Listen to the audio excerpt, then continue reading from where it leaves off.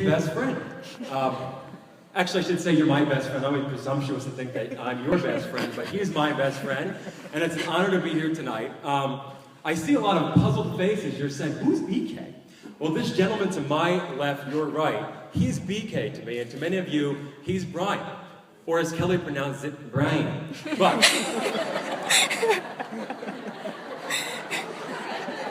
so BK and I first met at Wake Forest University. We were freshmen there. And we were in a dorm of 20 guys.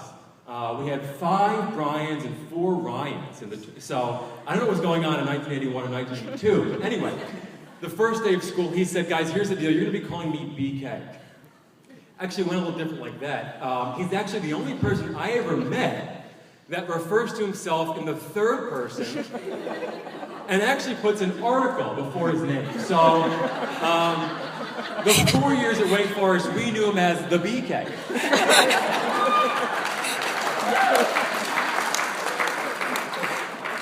So the BK wasn't always the South Beach fashionista that you know him as today, with the tight jeans and the fancy driving moccasins and the expensive t-shirts that look like they're falling apart, but they're really several $100s.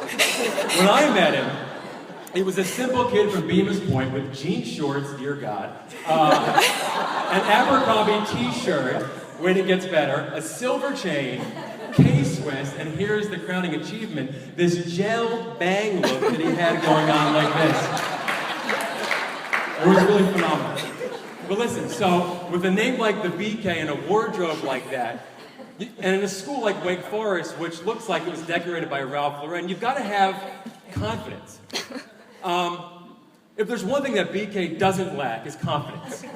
In fact, I distinctly remember a conversation on Parents' Weekend with Patty and my mom, where she said, I think I may have done too good a job building up BK's self-esteem as a child.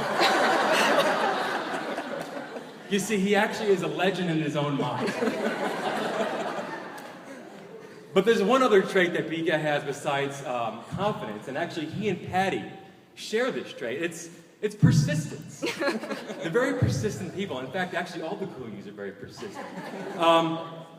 This persistence is best evidenced in when you watch Patty and Brian having a phone conversation, particularly BK trying to get off the phone with his mom.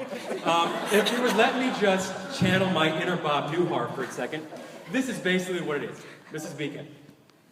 All right, I gotta go. Okay. Goodbye.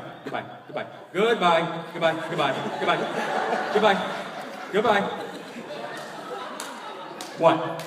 And then clearly Patty won out and would go on for another 20 to 25 minutes, the constant refrain of the goodbyes. So in January 2004, now we're getting ready to graduate. We come back from winter break, and I noticed that BK's behavior has changed slightly. This man who was once the self-appointed party monitor was now doing a lot of this new thing called texting with a girl named Kelly from back home.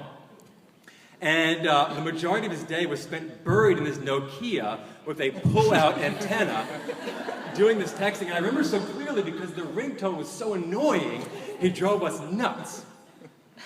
But as the days and the months and the years progressed, I understood why he spends so much time texting with Kelly. You see, if you don't know Kelly that well, let me put it this way. If you've got good news, if you want to feel better about yourself or the world around you, you want to text Kelly. Because I guarantee you her response will have 15 to 20 exclamation points afterwards. Oh my God, that's so cute! Oh, I can't wait to do that, yes! Often my wife and I say, oh, we can't wait to tell Kelly about the good news. We know it's going to be an awesome response. But aside from the enthusiasm, Kelly genuinely, and I mean genuinely, is the sweetest person that I know. And for the majority of the time that I've known them, because I've been there since the beginning, I was a single guy. And I looked at Kelly and I said to myself, I got to find a girl like Kelly. Because I need a girl that's going to love me for who I am. Oh, God. I'm choked up. I should have warned you in the beginning, I've got what's known as called the Garippa curse, which means we cry at these things. So if I start getting choked up, there's nothing more comfortable than watching a grown man cry.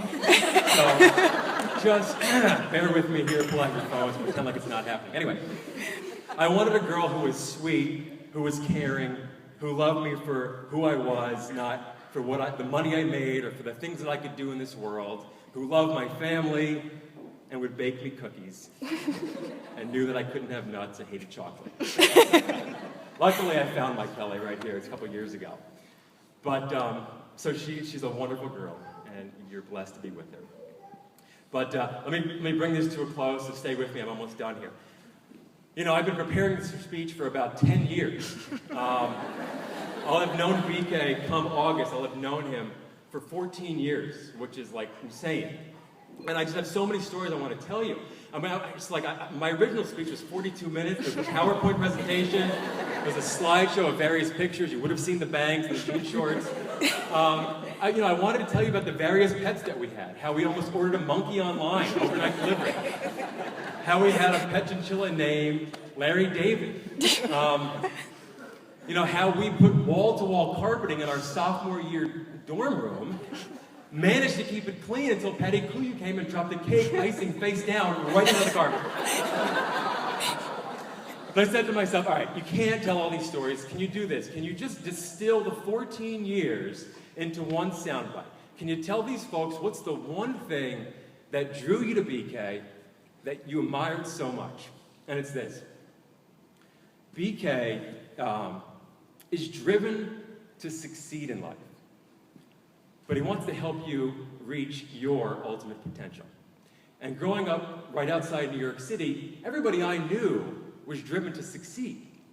But the difference was, the flip side of the coin, they wanted you to fail. They didn't want to see you succeed. But this guy's different. He wanted to bring you along for the ride, to make sure that you could be everything you could be, everything that God had set out for you. So I appreciate that. So with that, here it goes. Raise your glasses. To BK, to Kelly, may your marriage be overflowing with exclamation marks and sweetness. And may you succeed beyond your wildest dreams. Cheers.